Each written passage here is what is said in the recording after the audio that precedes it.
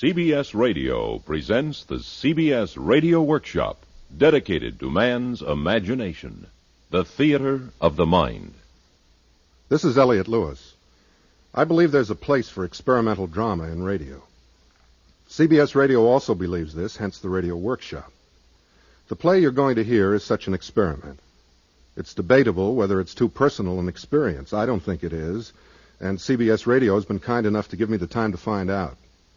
Some of you may be offended, some revolted, some excited by the sharing of this experience.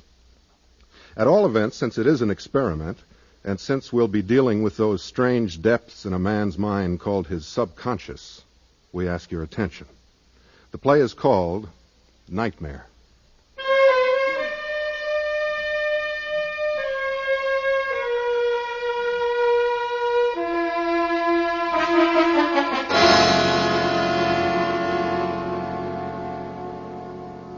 Are you all right?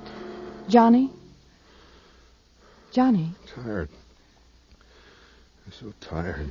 Well, what was it? Are you all right? Fine. Just felt a little sick. Tired. I'll call Dr. Rogers. Oh, it's late. Let the poor man sleep. Call him in the morning if I don't feel better. You sure? Sure. Just want to sleep. I'll call him. Please. It's all right. Well, come to bed then. You can't sit here all night. I'll be in a few minutes. Just sit here for a while. I'll stay here with you then. No need. I just get a little rest.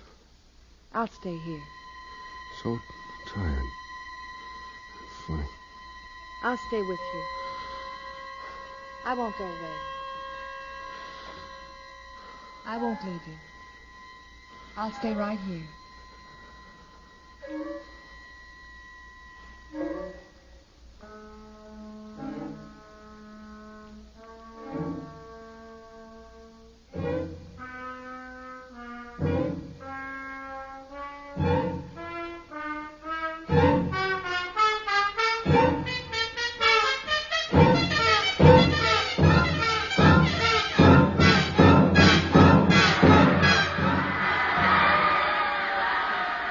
Number 18 it was on a wide end run. The opposing tackle in black trunks finally downed him on the 19-yard line.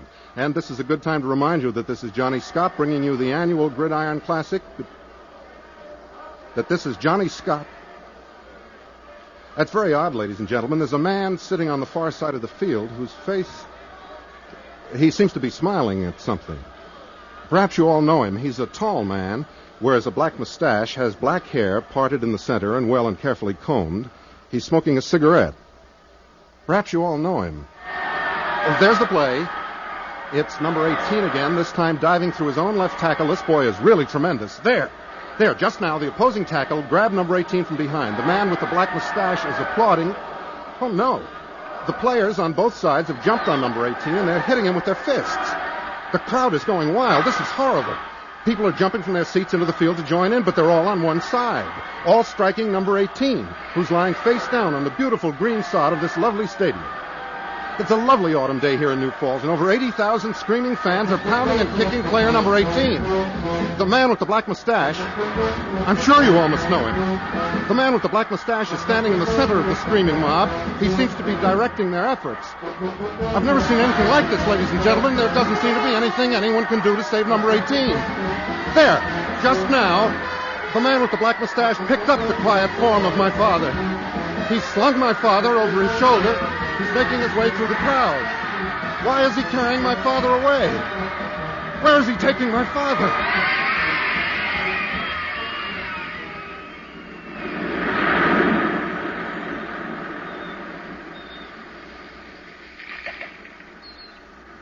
Mr. Scott? Pardon? Oh, yes, Captain. We shall be pleased to have you at our table tonight. Oh, thank you, sir, at your table. Of course. Had you forgotten? No, sir, of course not. Very well, at 15 bells. Yes, thank you, Captain. Good. Good work, my boy. Oh, mustn't forget. Dinner at 15 bells. Master Scott? Oh, hello, Miss Simpson. I'm glad to see you again. Really? Oh, of course I am. I always liked you, Miss Simpson. Just because I can't do my algebra doesn't mean I don't like you. Take your seat, please. Can you remember where your place is in this room? Class. It seems strange to me that a young man would forget the location of his desk. It seems strange to me that you should be holding your classes on board an ocean-going vessel. An ocean-going vessel? Really? Rogers? Yes, Miss Simpson. You? Good afternoon, John. Weren't you just at the football game? Football game. I've been here in class since first bell. I shall stay here until 15 bells. Miss Simpson, What is it, Master Scott? I'd like to know why this student sitting here next to me has a black mustache and denies being at that football game this afternoon. I object, Miss Simpson. I couldn't have been at that football game this afternoon when it is now only morning. This afternoon, in fact, has not yet arrived. Therefore, I move this entire case be dismissed. Master Scott? Well, I have nothing to say. His argument sounds logical, but I saw him hit number 18 at the football game this afternoon. I know I saw him. He hit my father and then carried him away. Miss Simpson, it is obvious to me that since this morning to be specific, it is impossible that this young man, John, could have seen me this afternoon at anything this afternoon, since this particular afternoon won't be here until after this morning is over. Right? Right. Master Scott? He's trying to trick me. He's just saying words. He always does that. And I won't stand for it. You were going to hit me? I am going to hit you. I'm going to bloody your nose for you. Then hit, then strike, then flay, then pound, then attack, then beat. Go! Let go of my arms and I will. I'm not near your arms. I won't touch your arms. Let go of me. I'm not near your arms. I won't touch your arms. Then let go of me. Don't hit me. Please. Why? Why did you hit me? Stop hitting me. I'm not near your arms. You've got to let go of me. I'm not hitting you, John. There. Now you can't hit me.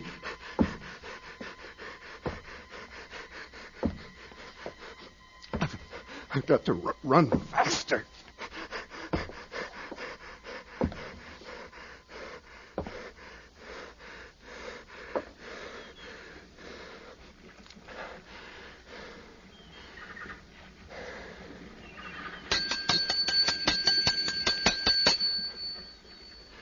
I think this is when I'm to have dinner with the captain.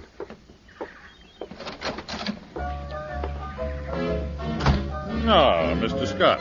Welcome to our little captain's dinner, which we have on board ocean-going vessels every night for invited guests of the captain.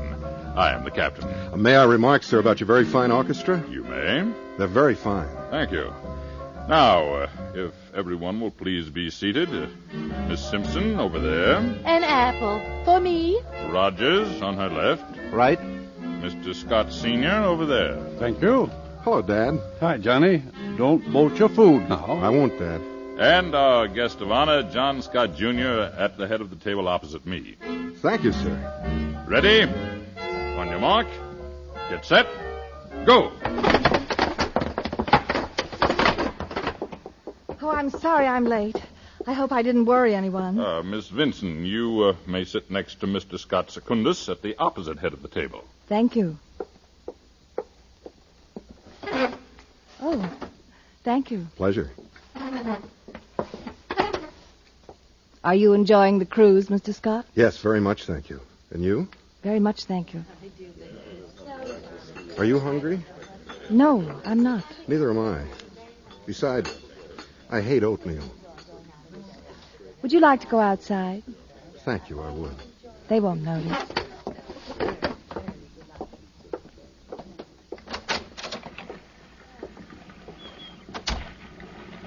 You don't think this is forward of me? Of course not. I've never left a dinner table with a young man before. I'm sure you haven't. And I don't at all think it's forward of you. I think it's very admirable of you. Thank you. There's a man in there, the man with the black mustache. He's not a good man or a kind man. This afternoon, he almost killed a football player during the big game. And then he grabbed me and hit me in the chest. Doesn't he like you? I don't remember him. I seem to know him. Do you know him? No, I don't. I don't think I do. What's his name? The captain called him Rogers. The name is familiar. I seem to remember him. Kiss me. Thank you, dear. I love you so much, Johnny. And I love you, Ruth. I love you, Ruth. That's good. How long have we been married, Johnny? 4 years, 7 months, and 12 days. Correct. But I've only known you 10 minutes. Correct. Did you hear that? Oh, yes. It sounded as though we'd scraped the bottom. Yeah, there it is again. We're going up a river. Isn't there enough water in the river? Well, they had to let it out. There was a need for it elsewhere. Oh, I see. Do you mind very much? No, I don't mind. That's good. You'll get used to it. Isn't it hard on the bottom of the boat? Perhaps.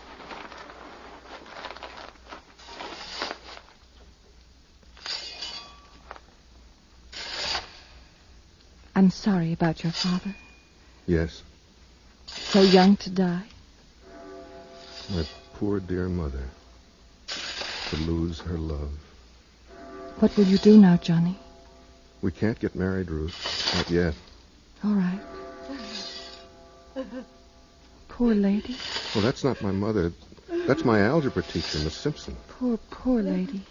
Good afternoon, Miss Simpson. The class is dismissed. You may all go home. Thank you for being so kind. Please, excuse me.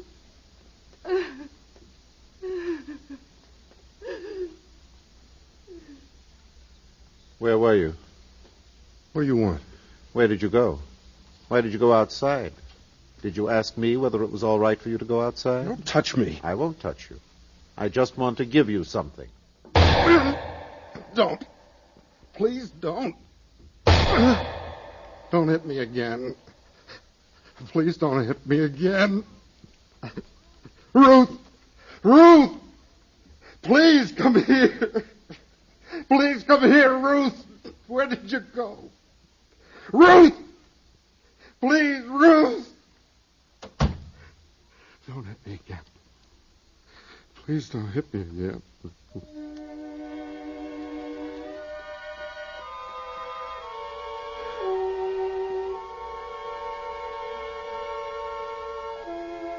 What'd you say, Johnny? Oh, hi, Dad. Hello, son. I thought someone had hit me. The man with the black mustache. What man is that? He was having dinner with us at the captain's table. Oh, yes. The sky looks nice through the trees. That it does. What are we going to do this afternoon, Dad? Would you like to see a baseball game? I'd love to. Then we'll go see a baseball game and eat hot dogs and peanuts and Cracker Jack. I don't care if we never come back, because we'll root. And it's all right if we spoil our dinner? I'll tell Mother to have dinner late tonight. Dad. Yes, Johnny? Could I have the car tonight? I'll be careful. Got a date with Ruth? Yeah. I like her, Johnny. So does your mother. She's a wonderful girl. Do you really like her? You bet I do. That's good. I want to marry her, Dad. That's good, son. That's good, son. I want Ruth and I to be married and have a fine life and kids and a big house and a garden. Dad. What is it, son? You're dead. Me? Not a chance. But you are. I remember the day you died. You were so sick, and you died very quietly. I remember the funeral and how proud we all were because so many people, fine people, came to pay their respects. I didn't die, Johnny. I remember. That must have been a dream, son. This is real, right now. Is it, Dad? Of course it is, son. That was a dream. This is real. I can't hear you, Dad. What'd you say? The Yankees are playing today, you know. I can't hear you, Dad. Is something wrong with me? I'll tell Mother to have a late supper. Dad? How do you do, young man? Nothing to worry about. What do you want? Nothing to worry about, young man. I have an appointment with your father. You leave my dad alone. Now, don't be nervous. Nothing to worry about. Leave my dad alone, I said. Here now. Step back. Back.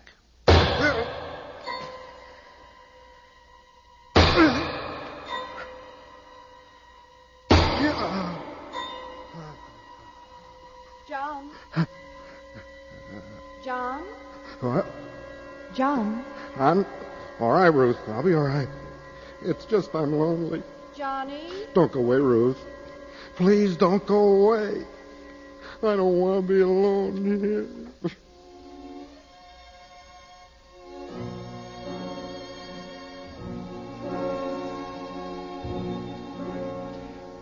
Master Scott? What? Oh, Miss Simpson. Aren't you going to ask me for the next dance? You'd better hurry. My program's almost filled. See? I only have 18 empty spaces. Miss Simpson, may I have the honor of the next 18 dances? Why, Master Scott, what have you said? I should be delighted. My arm. Thank you. You waltz beautifully, Mother. They really knew how to waltz when I was a girl.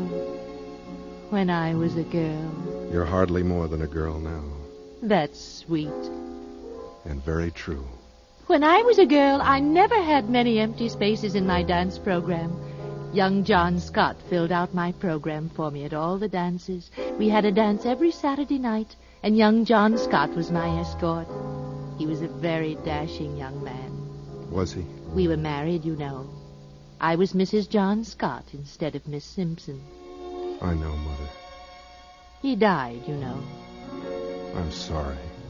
He just died. No one knew why or how.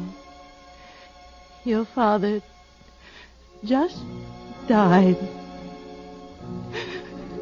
May I borrow your handkerchief, Master Scott? I seem to have left mine in my purse. Certainly, Miss Simpson. Thank you. You may take me back to my chair now, Master Scott, and thank you for a lovely dance. It was a pleasure. I hope I may have the pleasure again. Thank you. The pleasure was all mine. Good evening. Good evening, Rogers. What are you doing here? I was practicing my samba. I have always held that dancing the samba to a waltz is more interesting than dancing a samba to a samba. Don't you agree? Quite. Please excuse me. I'll join you. Thank you for a lovely evening. This way. Where are we going? We've moved the office. There are some papers on your desk I think you should look over. What kind of papers? Oh, various triplicates, duplicate copies, a few scattered originals, and 18 photostats. Well, I'd better clear my desk then. I don't like to have a cluttered desk.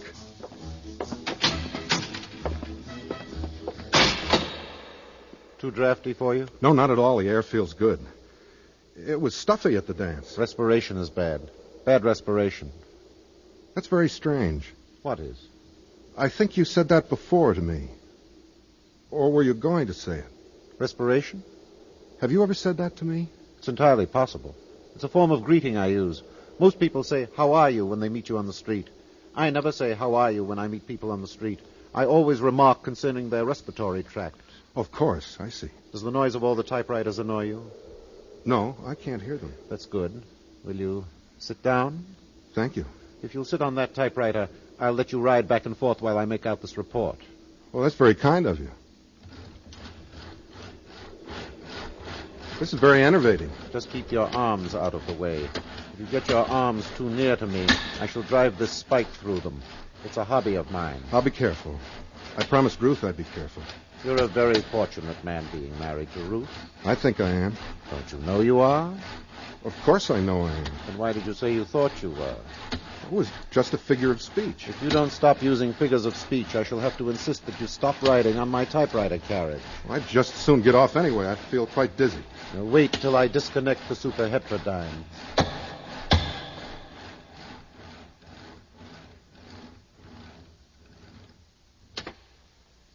I'll help you off. Your arm? Thank you. Don't. Please, let go of my arm. I'm sorry, didn't mean to hurt you. What's wrong with you? I said I was sorry. What can I say after I've said I'm sorry? Is that your song? No. You didn't write that song? No. Very well. Then we can get down to the business at hand. Will you sign those papers on the desk? Are we allowed to do that? I wouldn't ask otherwise. Your duty is plain. Do it. All right. This is a strange fountain pen. It's the newest model. It's made like a piece of chalk so that it can be erased. Well, that's an excellent idea. Now these photostats. I've never signed a photostat. Just use this camera. Well, that's a good idea. At the bottom, where the coffin is. Where did you get these? I made them out, kind sir. These are death certificates. Very well written, I think. These are my dad's death certificates. Life carries with the joy so many harsh blows. Who are you? You're so familiar, yet I can't... Just lie back now. Don't struggle. Who are you? That's it. Easy does it. Put that hammer down. What are you doing with that hammer? If you'll just bare your chest. Please don't hit my chest. Please.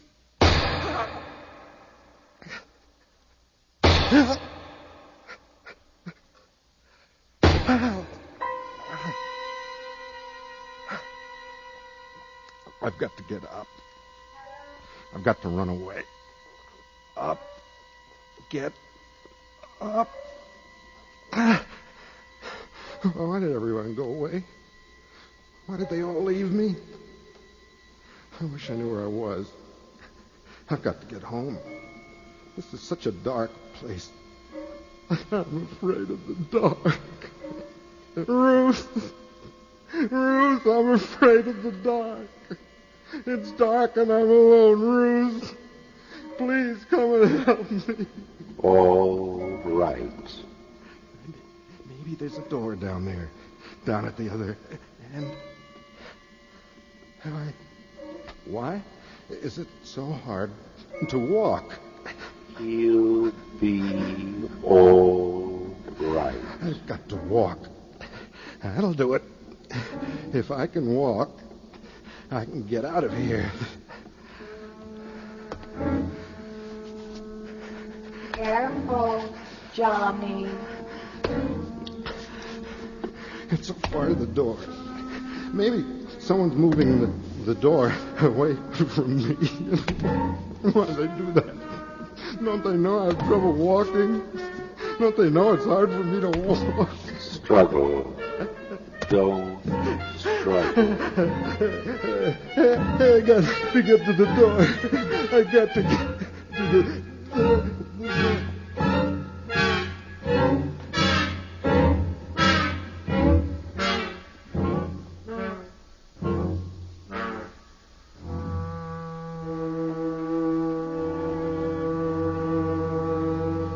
All right.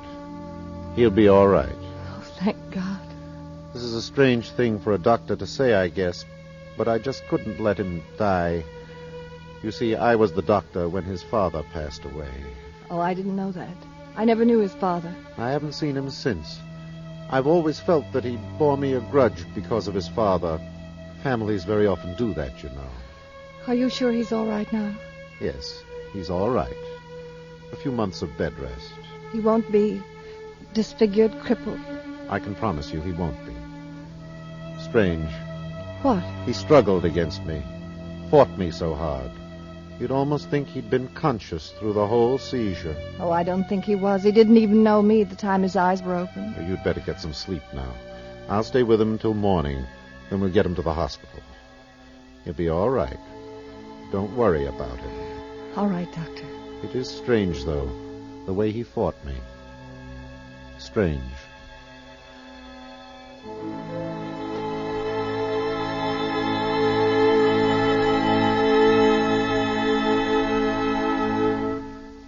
As with all dreams, Elliot Lewis, who played Johnny Scott, also produced, directed, and was the author of tonight's Nightmare.